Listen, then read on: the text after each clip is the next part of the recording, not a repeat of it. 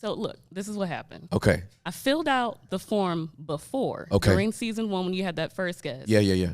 Did not submit it. I was like, no, because there's going to be somebody else that's going to come on the basement. You know, it's more qualified. You know, there's going to be somebody else who's going to have more to say. And maybe when they come on, they'll answer all the questions that I have. So then, cut to the second before last podcast of season 1 with Pastor Mike, watching that. And for whatever reason, filled out the form, submitted it, no going back. Mind you, I wasn't expecting y'all to reach out to me the same day. What? I really wasn't. I was like, it's going to be months, maybe even a year. Like, they might even just skip me. There's probably like a bunch of people filling out forms for this basement thing. And I'm like, they're not going to call me. But then you call me same day. And I was just like, oh, God was like, for real, no takesies, backsies. You did the thing. So, like, we're doing it. So I was just like, oh, okay. Wow. Yeah. Yo, that's crazy. It's wild. And there's no way they would have known that. No. You know what I'm saying? Like, that's I love no takesies, backsies. No takesies, backsies. Yeah, you can't go back from this. You in there now. I'm in here now. Like, Wow. Holy Spirit was just like, ooh, you press the submit button? Yep. Because, you know, my dogs just have to let you know that they know that you're here. That's fine. And let you know that, you know, they're also here. Yeah, absolutely. They're like, no sudden movements. Yeah, no, that's fine. We got everybody up in here. We got dogs in here that are guarding us, and I'm fine with it. I you know what?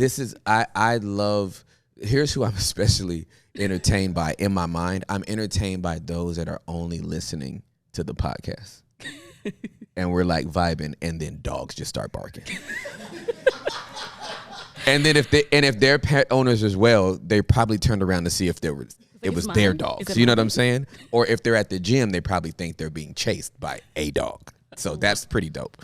I love that I'm the first one to bring a dog here. No, that's really dope. There's a first. Listen, you're the first time guest and the first one to bring dogs. So double whammy. All right. So you fit out this form. Same day, got a response. And you said that you like experienced all the emotions, or so like the devil was coming for me. He took every insecurity and was like poking at it. Wow. For 3 days before we got here. I was just wow. like, I don't think that I'm really qualified to be here. You know, the imposter syndrome got to me. Just the nerves. And like, I was excited. I was just like, I get to be in the basement. I get to meet Pastor Tim Ross. I get to meet Tim Ross, the person, you know, and get to have a discussion about important things that the basement dwellers, that people, I hope, want to hear and listen to, and maybe come back on and have a conversation with you in the future. But the nerves getting here, like I was talking to my roommate, my best friend, Yasmin, about this, and I was just like, you know, I'm like, shout out to Yasmin, you know what I'm saying? She the one holding down the dogs right now. Let's go, Yasmin. Hold down the dogs. Down here. Yeah, she got you down here. She got me down here, and she wouldn't have let me say no. So this is why I know it was really no takesies backsies, because she just recently got back to Tulsa, and then I filled out the form. Once again, like I said, I didn't know you were going to call me like the same day. And then Jazz is here, and I was like, well, I need somebody to drive me down. And if you know my best friend, Jazz, she's an 8 on the Enneagram. If you know anything about Enneagrams are a challenger. And she was like, ooh, challenge accepted. We're not. No, you're doing this. You pressed the form. Wow. They said you coming out. You know, so. Hey, shout out to Jasmine. Like, real quick, shout out to we all need friends like, no, that's not even Jasmine. It's Yasmin? I call her Jasmine, Yasmin. It okay, really okay. Jasmine, which one do you, what is your name? You only. She don't even care. It's spelled with a Y? Yasmin. It's Yasmin. Okay, I'm going with the yeah. Okay. Yeah. We all need friends that will push us past our comfort zone. Really? So salute to you, girl. I appreciate that.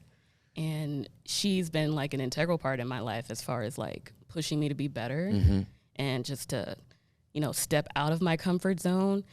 So, but yeah, like on the drive here, on the days leading up to this, I was just like, oh man, I don't know if I should be on here talking about this stuff. Like this is, cause one, I'm kind of exposing myself to complete and utter strangers. And to friends and family members that might know a layer of me that they've never known. So yeah. To expose myself in that way, it was just like, ooh. Hey, so would you give me permission to just maybe calibrate your thinking just a little bit? Yes, permission granted. Okay, you are the word exposed sounds terrifying. Yes. Right? Like, I wouldn't want to expose myself. You know what I mean? But being vulnerable is very empowering. Yes.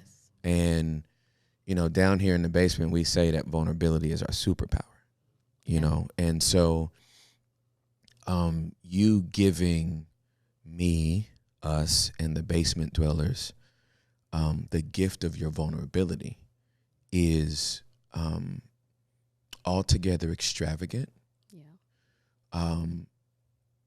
And it's altogether humbling. Like, in the same way that, maybe you've heard these voices trying to say you're not worthy to be down here, you don't have nothing to say. We are actually not worthy of your vulnerability. You don't even owe us your vulnerability. So the fact that you're coming to give it as a gift, I'm thanking you. And I think the basement dwellers would thank you too,